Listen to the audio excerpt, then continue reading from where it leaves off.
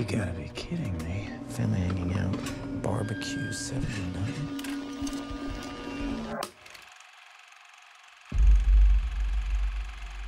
That's the family who lived here.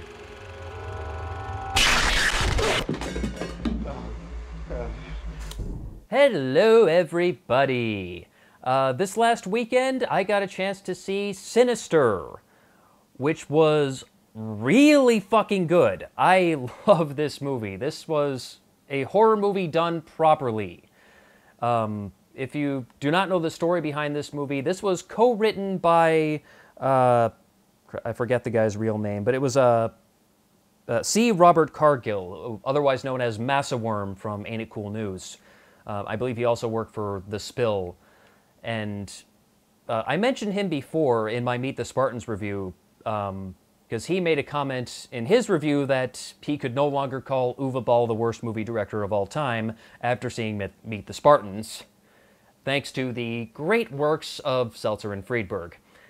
And, you know, as I noticed after doing that review, anytime you criticize a movie that someone else likes, you will inevitably get comments along the lines of, well, why don't you make a better movie if you're so fucking smart? It's like, okay, I don't think I could make a better movie. This is why I don't make movies. I just make fun of others.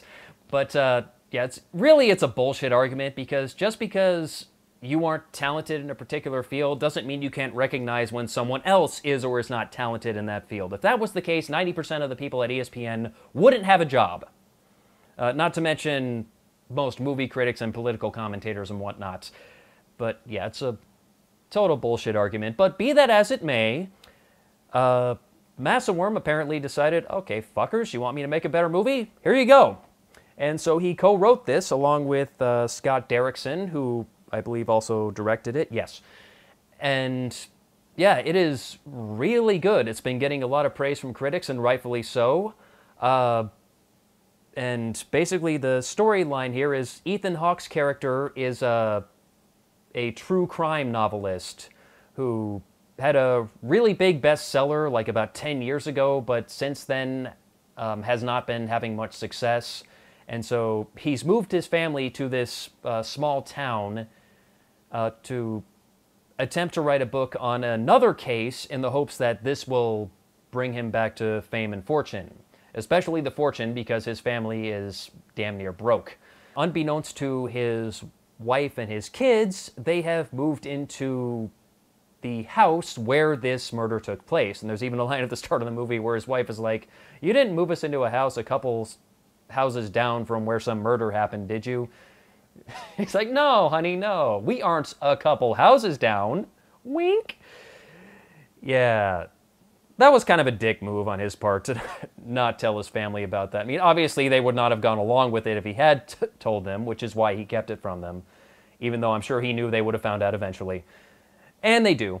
But, yeah, still kind of a dick move. But anyway, they move into this house, and while they're moving in and he's setting up his office, he finds a box in the attic, which somehow showed up mysteriously, and he even looks at some crime photos that were taken by the police, and they have a picture of the attic, and that box isn't there. So where did this box come from? And the box is marked home movie, so he opens it up, and there's a projector and some 8mm films.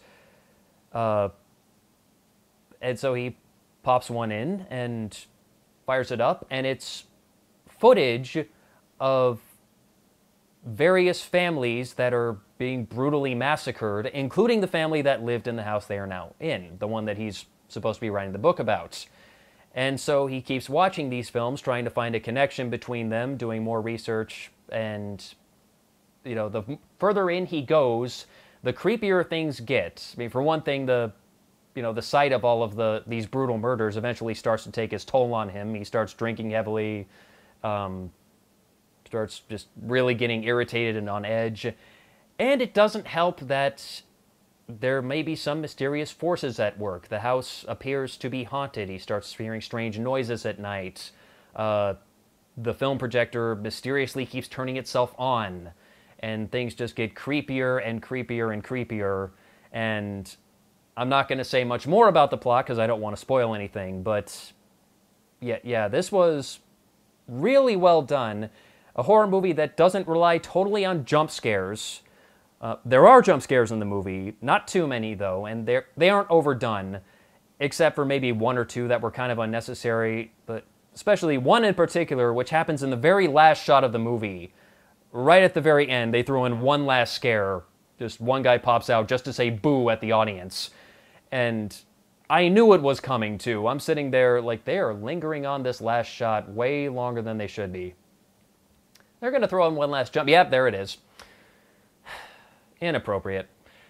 Yeah, but oh well. It's a minor complaint really, because most of the scares in this movie do not come from people jumping out to say boo. They come from slowly building up the creepiness over the course of the film. Yeah, as far as the cast goes, Ethan Hawke is fantastic in this movie. He plays the lead character very well. It's a very well done portrayal of the guy just slowly, losing his mind over the course of this event. The other characters that kind of stood out, Fred Thompson plays the sheriff, who's only in a few scenes, really just to play the role of the overprotective sheriff of the town who just wants these newcomers to pack up their stuff and get on back to where you came from, which is mainly because they mentioned in some of Ethan Hawke's character's previous books, he would catch things that the police missed when he was writing these novels, which didn't sit well with them because it kind of made him look bad. And his wife even makes a comment, just once I would like to move to a town where I can not get pulled over even when I am driving the speed limits.